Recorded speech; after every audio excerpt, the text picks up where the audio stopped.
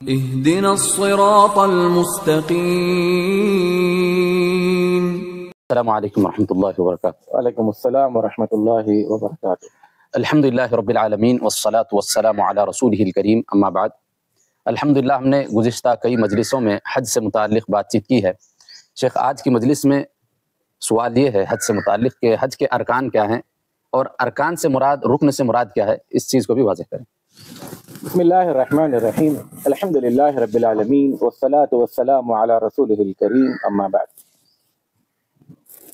دیکھیں، ارکان رکن کی جمع ہے اور تقریباً ہمارے مسلمان بھائی یہ جانتے ہیں ارکان اسلام کیا ہے، ارکان ایمان کیا ہے۔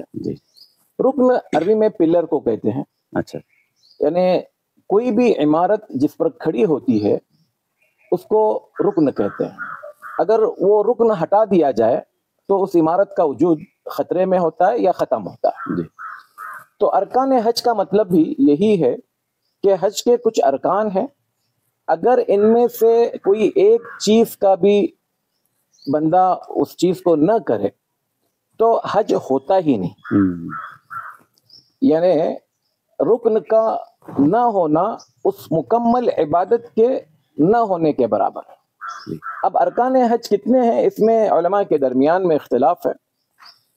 صحیح اور راجح قول یہ ہے کہ ارکان حج 4 ہیں۔ اچھا، بعض لوگوں نے 3 کہا ہے، بعض لوگوں نے 5 کہا ہے۔ ہم پانچوں کی بات کریں گے اور آخر میں پھر اپنے قول کو جو راجح ہے اس کو دہرائیں گے۔ نمبر 1، احرام۔ احرام کا مطلب کیا ہے، ہم انشاءاللہ اس پر مستقل ویڈیو بنائیں گے۔ فی الوقت یہ کہ احرام کہتے ہیں بندے کا حج یا عمرے میں داخل ہونے کی نیت کو۔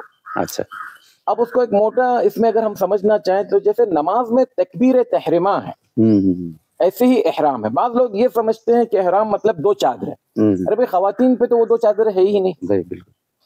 یا پھر ایک بندہ ایسا ہے کہ جو حج کرنا چاہتا ہے لیکن اس کے پاس احرام کی 2 چادریں میسر ہی نہیں ہیں۔ تو ہم احرام سے مراد کیا چیز ہے اس کی وضاحت انشاءاللہ تفصیلات آگے کبھی ہم مستقل ویڈیو میں کریں گے۔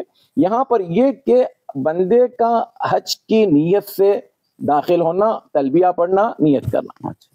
اگر کہ کوئی بندہ نیت کیے بغیر چلا جائے، سب کچھ کر لے، نیت ہی نہیں کیا تھا اس نے، تو اس کا مطلب اس کا حج نہیں ہوگا۔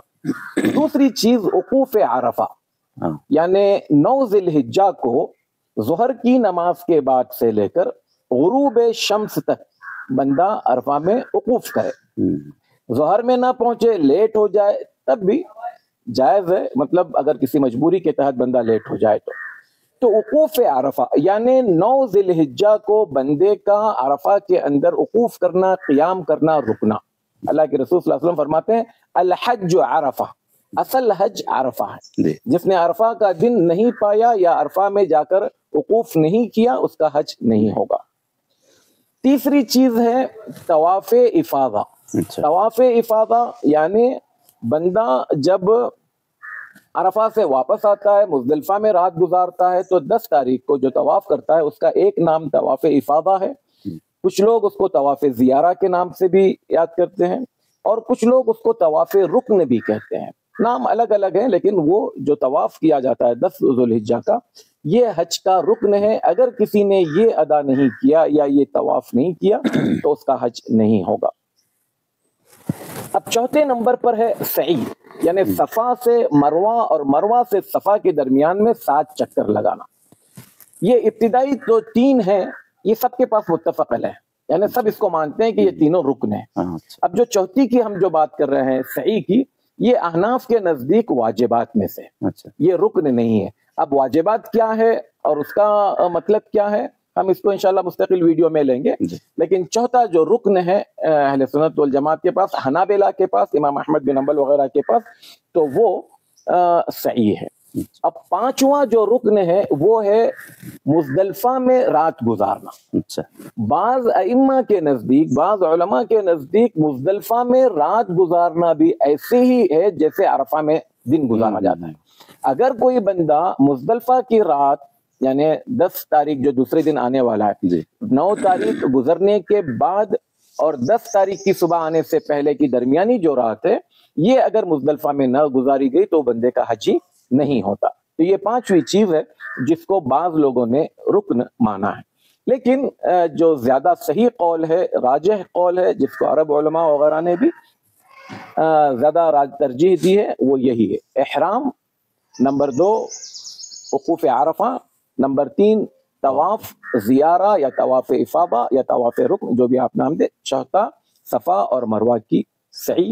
ہمارے نزدیک بھی یہی قول زیادہ راجح ہے۔ اور رکن کا مطلب پھر سے ایک مرتبہ بتا دیں، اگر یہ 4 کام حاجی نہیں کرتا ہے یا چاروں میں سے کوئی ایک بھی کام اس سے نہیں ہوتا ہے تو اس کا حج ہوتا ہی نہیں ہے۔ اللہ تعالی ہمیں اللہ کے رسول صلی اللہ علیہ وسلم کے بتائے ہوئے طریقے کے مطابق حج کرنے اور دیگر عبادات کرنے کی توفیق عطا فرمائے۔ جزاک اللہ خیر، بارک اللہ فیکم۔ السلام علیکم ورحمۃ اللہ وبرکاتہ۔ کہ صراط مستقیم کا جو چینل ہے ماشاءاللہ معتبر ہے، میں نے بھی اس کی کئی کلپ سنی، بہت دلائل دیتے ہیں، بہت تفصیل کے ساتھ مسئلے کی وضاحت کرتے ہیں، اس لیے مجھے یہ چینل پسند آیا۔ میں آپ سے بھی ریکمینڈ کروں گا، سفارش کروں گا کہ آپ بھی اس چینل سے فائدہ اٹھائیے۔ اللہ تعالیٰ آپ کو جزائے خیر دے۔